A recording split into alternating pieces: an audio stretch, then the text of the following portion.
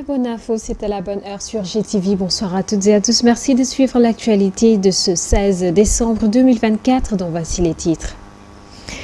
Ce 16 décembre s'est ouvert la 5e édition des Journées de la mise à niveau. Le ministre de l'Industrie et du Commerce, Serigne Gueye Diop, venu présider la cérémonie, a profité de cette occasion pour revenir sur l'importance de ce programme, notamment pour le secteur privé. Vous le suivrez dans cette édition.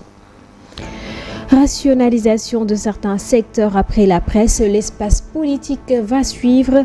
Il s'agit d'une volonté affichée par le président de la République, Bassirou Diomaye Diakhar Faye, et son gouvernement qui compte diminuer la pléthore de partis politiques au Sénégal qui, pour la plupart, ne respectent pas la loi les régissant. Les détails dans cette édition.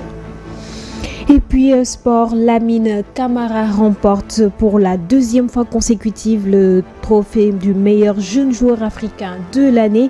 Le Lion vient d'être sacré il y a juste quelques instants à l'occasion de la cérémonie des CAF Awards qui se tient présentement au Maroc. Nous en parlerons dans cette édition que nous allons développer tout de suite.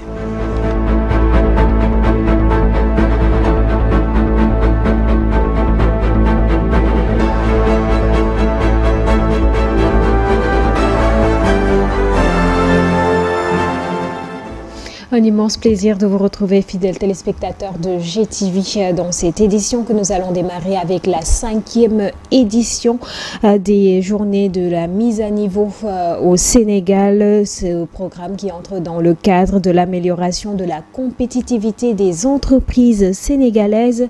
Le ministre de l'Industrie et du Commerce, Serigne Gueye Diop, venu présider la cérémonie d'ouverture, a rencontré le secteur privé. Une rencontre riche en échanges et qui s'insère parfaitement dans le nouvel agenda national de transformation.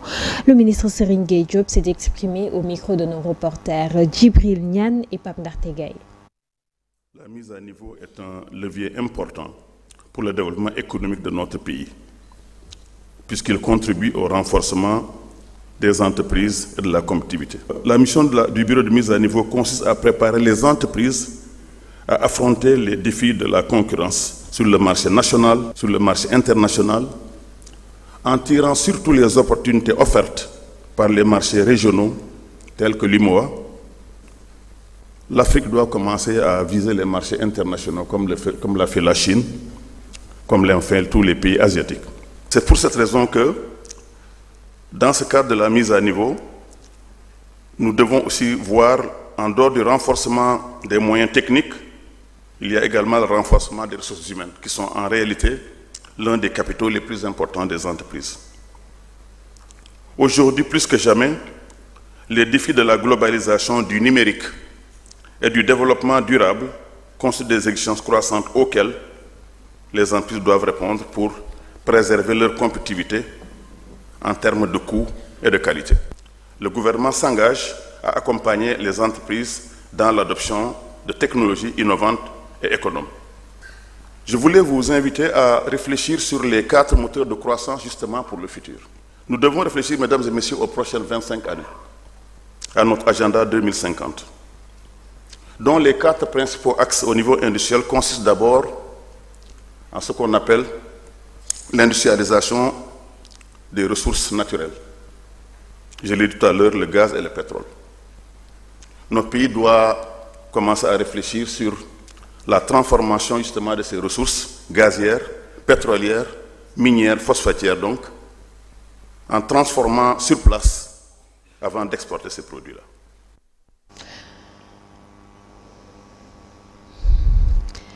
Le ministre de l'Urbanisme, des collectivités territoriales et de l'aménagement du territoire, Bala Moussa Fofana, était dans la région de Thiès, plus particulièrement à Toubatoul, dans le cadre de sa mission qui est d'encourager toutes les collectivités locales à s'engager dans l'innovation par une appropriation de l'agenda 2050. Il est au micro de Mansour Diassé. Donc le choix de Toubatoul est un choix qui se justifie. Et c'est une manière pour nous d'encourager toutes les collectivités locales qui s'engagent dans de l'innovation, dans l'engagement, mais surtout par une appropriation de l'agenda 2050. Parce qu'aujourd'hui, le président de la République, son Excellence, M. Bassirou Diomaye Diakhar Faye, appelle pour une transformation systémique. Mais une transformation systémique doit se faire à la base. Et c'est par des collectivités locales, au niveau de nos quartiers et de nos villages. C'est à ce niveau que nous devons incarner ce changement qui doit impacter dans notre cadre de vie, dans notre économie au niveau local et dans tout ce que nous faisons au quotidien. C'est pour ça qu'il est d'une importance capitale que le secteur de la décentralisation s'approprie l'agenda 2050 et travaille au quotidien à accompagner les citoyens qui ont démontré leur envie et leur besoin de changement, d'évolution et d'une nouvelle mentalité au service du développement de ces pays. Donc aujourd'hui, c'est avec beaucoup de plaisir et de fierté que nous constatons et que nous travaillons avec la municipalité de Touba Toul pour concrétiser cette volonté de la population sénégalaise d'aller vers des changements profonds pour le développement et pour un avenir meilleur. L'objectif recherché, c'est tout simplement de s'adapter par rapport à la nouvelle vision. La nouvelle vision appelle à une gouvernance de proximité. La nouvelle vision appelle à des localités qui innovent, qui mettent en avant les citoyens, des localités qui sont à l'écoute, qui s'organisent et se structurent. Et le quartier est le premier espace dans lequel nous devons nous investir. Un citoyen, s'il veut exprimer son engagement citoyen, son investissement pour le développement de notre société, doit commencer par son quartier. Pour garantir un suivi et évaluation rigoureux de la mise en œuvre de la stratégie nationale de lutte contre la corruption, l'OFNAC a tenu un atelier à Saly. Il s'agissait également de faire un bilan général de la stratégie quinquennale qui tire presque à sa fin, mais également d'évaluer les défis et perspectives de la dite institution. Serigne Bassirou Gueye, président de l'OFNAC, que nous écoutons au micro de nos correspondants à Mbour, Astoso et Ousmane Bitey. Comme vous le savez, le Sénégal a adopté en 2020 une stratégie quinquennale de lutte contre la corruption. Donc chaque année, nous nous réunissons pour faire le bilan des activités réalisées, pour redresser ce qui doit l'être et puis savoir quelles sont les perspectives pour l'année suivante. Cette année est une année particulière parce que c'est la fin de la période quinquennale de la stratégie nationale. Nous nous sommes réunis ici aujourd'hui donc pour faire la tâche que nous avions l'habitude de faire ces dernières années, mais aussi pour tirer le bilan global de cette stratégie. Et je crois que le conseil technique, M. Ismaël Ndiaye l'a déjà dit, la corruption est un fléau mondial qui touche tous les pays du monde.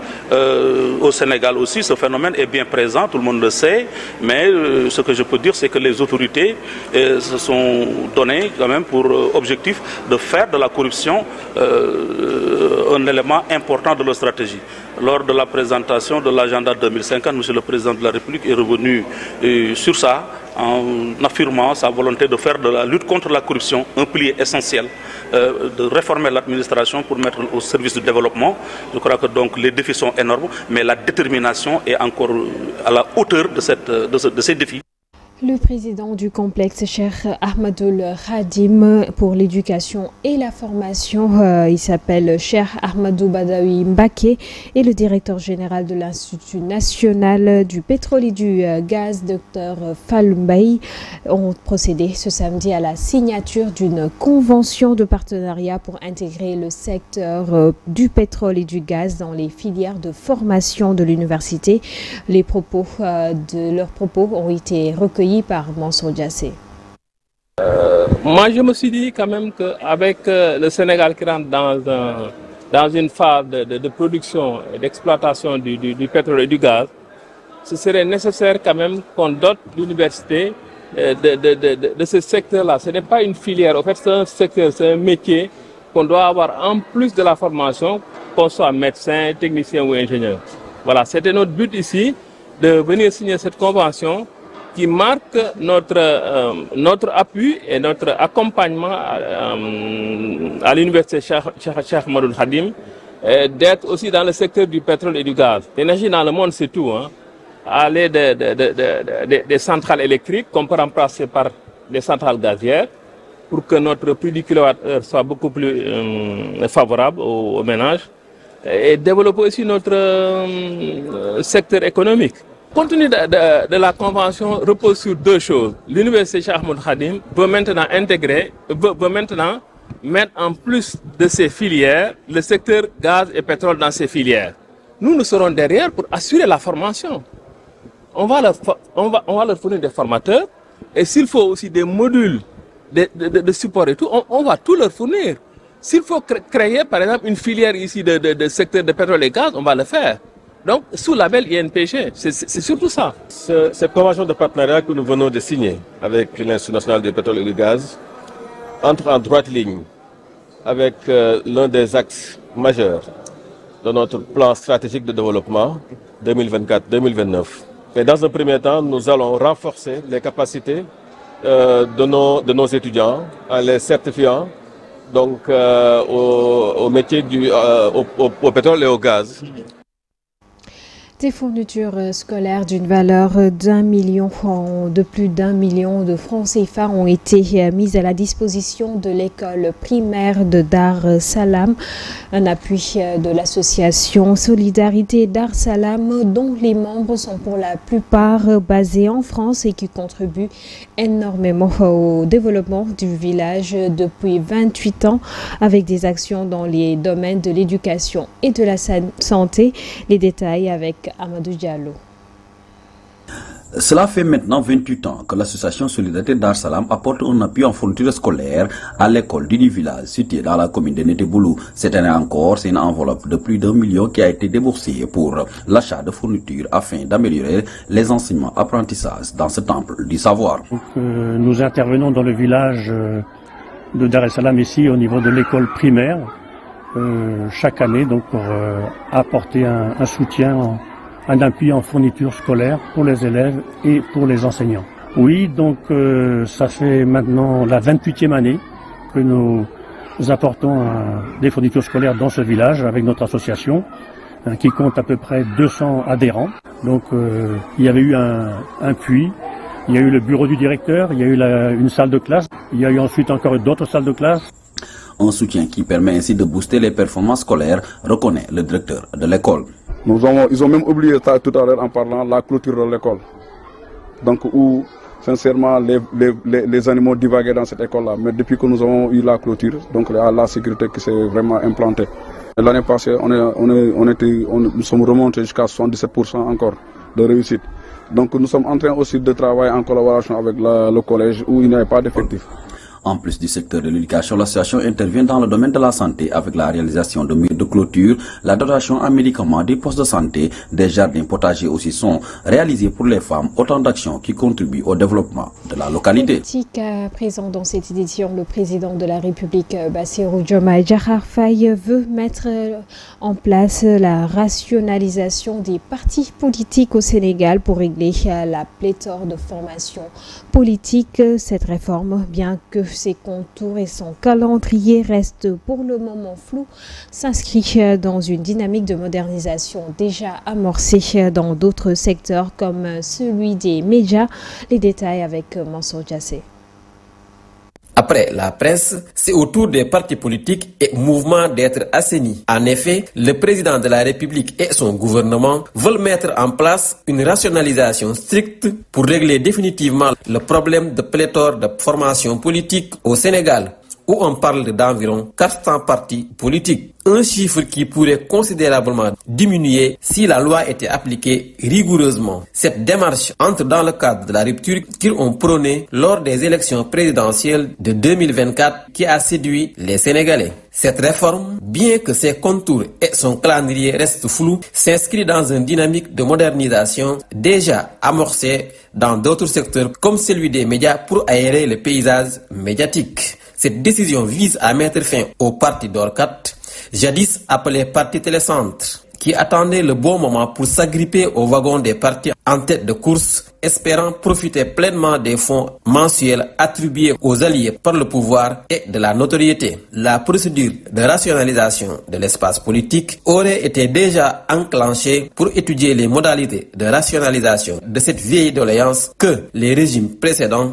n'ont pu satisfaire. Ainsi, on ne parlera que de 200 partis politiques. Selon certains experts, l'application de la loi et le fonctionnement des partis politiques pourraient être un moyen de rationalisation des partis politiques. car pour ceux les partis qui font régulièrement leur bilan financier chaque année sont très rares. Pourtant, les dispositions de la loi sont très claires. Les partis politiques sont régis par des obligations qu'ils sont tenus de respecter pour peine de sanction. En attendant, ce samedi, l'Assemblée nationale a adopté avec une large majorité la suppression des projets de loi, des lois plutôt portant sur la révision de la Constitution et suppression des deux institutions qui sont le Conseil économique, social et environnemental et le Haut Conseil des collectivités territoriales, avec 134 députés qui ont voté pour. Aliou Souaré, ancien député, donne ici son avis sur la question. Il a été joint au téléphone par Idrissa Fall. Bon, donc, moi, je pense que nous ne pouvons pas leur reprocher de dire pourquoi, effectivement, ils l'ont fait. Je crois que surtout, nous avons tous suivi que durant la campagne électorale, ceux qui sont actuellement le régime en place et qui est majoritaire à l'Assemblée nationale, avaient clairement dit que s'ils obtiennent la majorité, ils vont donc supprimer le Haut Conseil des collectivités territoriales et également le Conseil économique et social. Je crois que c'est dans leur droit et par rapport à leur option, c'est par rapport maintenant à leur programme qu'ils ont décliné. Maintenant, cette révision, c'est pas une première parce qu'il faut voir que surtout la suppression des institutions, c'est pas une première au Sénégal. Et ça a traversé tous les régimes politiques, que ce soit avec Souad, on a vu aussi Macky Sall, quand il est arrivé, il a supprimé le Sénat, avec le Conseil économique et social, et il a supprimé effectivement ces deux institutions. Donc, c'est pas une prière. Peut-être maintenant, ce qu'il faudrait faire, la réflexion que nous devons engager, est-ce que nous, Sénégalais, pouvons-nous nous entendre sur l'opportunité de créer des institutions à l'instar du Haut Conseil des collectivités territoriales, peut-être à l'instar du HCCT.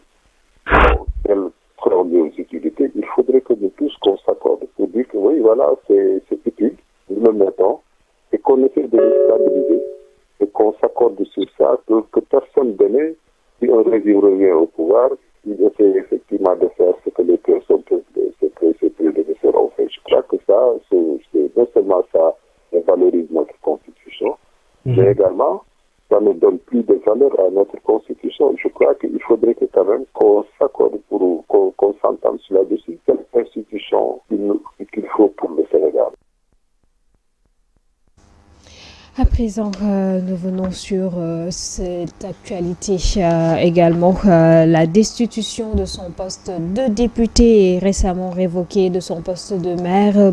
L'avenir politique de Barthélémy Toye-Dias semble de plus en plus incertain pour certains Sénégalais, mais ce n'est pas l'avis de Hassan Samb, selon qui les autorités actuelles continuent sur cette lancée. L'ex-édile de la capitale sénégalaise pourrait bénéficier d'un capital sympathie. En tout cas, c'est son avis. Il l'a dit au téléphone de Ndella Ndiaye.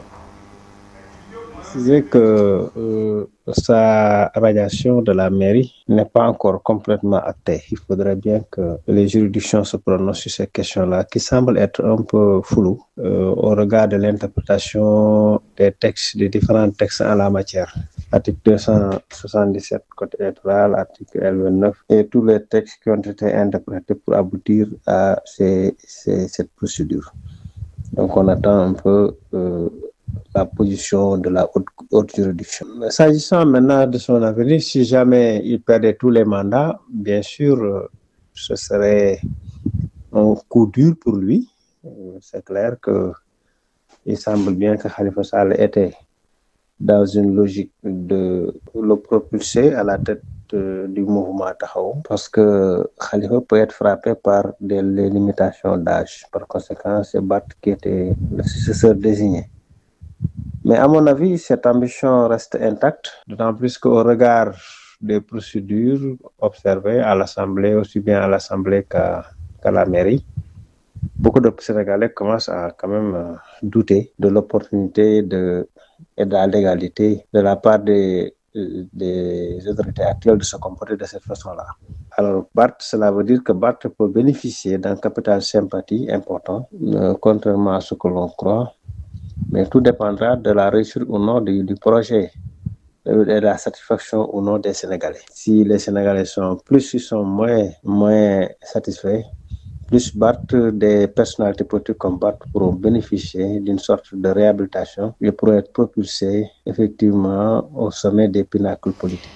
Le ministre de l'Industrie et du Commerce, le ministre de l'Industrie, du Commerce et des PME-PMI a tenu dans un communiqué à apporter des clarifications suite aux informations selon lesquelles l'interdiction de l'importation des vêtements de seconde main a été prévue, des vêtements appelés communément Feuguediaï. C'est d'ailleurs le prétexte de notre reportage du jour. La rédaction de GTV est allé à la rencontre des vendeurs de friperies pour recueillir leurs avis sur cette confusion. Reportage Ndella Ndiaye et Boubacar Diagne. Le ministre ne devrait pas donner l'information pour l'instant. Il devait attendre le moment opportun. Certaines personnes choisissent la friperie, d'autres par contre portent le choix sur les vêtements de marque. Je suis d'accord concernant le consommé local quand même. Il y a des usines de friperie ici au Sénégal, mais les qualités ne sont pas les mêmes car il y a des vêtements de seconde main qu'on ne peut pas fabriquer ici. Je pense que même dans 10 ans, on ne peut pas le faire ici.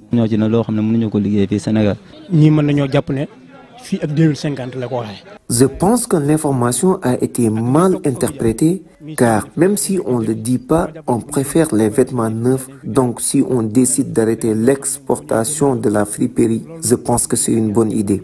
La majeure partie des gens pensent que le ministre va acter cette décision d'ici le mois de mars ou février, alors que tel n'est pas le cas.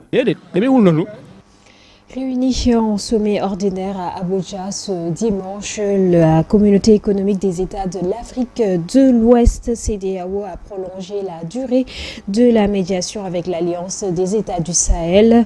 C'est le président sénégalais Bassirou Diomaye Diakhar Faye et le chef d'État togolais Faure Gnassingbé qui sont chargés d'accomplir cette mission de réconciliation et de dialogue. Il s'agit de convaincre le Mali, le Burkina et le Niger de revenir sur leur décision de quitter la CEDEAO avant juillet 2025, chose possible selon le chef de l'État sénégalais, médiateur depuis son arrivée au pouvoir. Les détails avec Aïssatou Ba. Le Mali, le Burkina et le Niger aujourd'hui déterminés plus que jamais à quitter la CEDEAO. Une volonté manifestée à nouveau à travers une notification qui acte le 29 janvier 2025 comme date de divorce. Mais la communauté économique des États d'Afrique de l'Ouest a décidé de prolonger la mission de médiation pour permettre à l'Alliance des États du Sahel de réfléchir et revenir sur sa décision de quitter l'Organisation de l'Afrique de l'Ouest. Réunis en sommet ordinaire à Abidjan ce dimanche, les chefs d'État de la dite communauté ont confié au président sénégalais Bassirou Diomaye Faye et à son homologue togolais Faure Gnassingbé cette mission de réconciliation. C'est encore plus de 6 mois avant de signer définitivement la sortie du Mali, Burkina Faso et du Niger de la CEDEAO. Une décision qui intervient quelques jours après la déclaration de la volonté irréversible de ces régime militaire de quitter la CEDEAO en dénonçant une organisation instrumentalisée par la France. Le président Bassirou Diomaye Faye, médiateur depuis son arrivée, s'est déclaré optimiste quant à la possibilité de convaincre les dirigeants de l'Alliance des États du Sahel de maintenir leurs relations avec la CEDEAO. La décision des 3 pays de quitter la CEDEAO a été catalysée par le coup d'État au Niger en juillet 2023 qui avait marqué le 6e renversement militaire en 3 ans dans la région. En réponse, la CEDEAO avait menacé d'intervenir militairement et imposer de lourdes sanctions économiques, suscitant des tensions accrues. Malgré les efforts de la CEDEAO, les relations restent tendues. La Guinée, également dirigée par une junte militaire depuis 2021, avait accepté sous pression d'organiser des élections avant fin 2024. Cette période de transition jusqu'en 2025 sera décisive pour l'avenir des relations entre l'Alliance des États du Sahel et la CEDEAO. Parlons sport à présent dans cette édition. Une bonne nouvelle pour le Sénégal. Le CAF Awards 2024. Lamine Camara remporte le titre de meilleur jeune joueur africain de l'année. Il s'agit d'un trophée que le jeune Sénégalais remporte pour la deuxième fois consécutive. Le jeune de 19 ans, milieu de terrain de l'équipe nationale du Sénégal, a déjà à son actif 53 buts en Ligue 1 française qu'il a rejoint en 2022, dont 18 déjà pour cette saison 2024-2025. Nos félicitations à Lamine Camara. C'était donc tout à l'heure à l'occasion de la cérémonie organisée par la Confédération africaine de football pour justement attribuer le Ballon d'Or africain 2024. La cérémonie se poursuit présentement au Maroc et parmi les candidats potentiels, il y a le Guinéen Serhou Guirassy de Dortmund, le Nigérian Lookman qui évolue à Atalanta Bergame en Italie, l'Ivoirien Adingra, champion d'Afrique en titre, et Achraf Hakimi, le défenseur marocain évoluant au PSG. Ce sera donc parmi ces joueurs que l'on va choisir le Ballon d'Or africain 2024. À retenir également que Kalidou Koulibaly fait partie du 11 type de cette année 2024. Le défenseur sénégalais donc Kalidou Koulibaly, que nous félicitons également. C'est ce qui met un terme à cette édition du lundi. Merci de l'avoir suivi. Excellente suite de programme en compagnie de GTV. Bonsoir.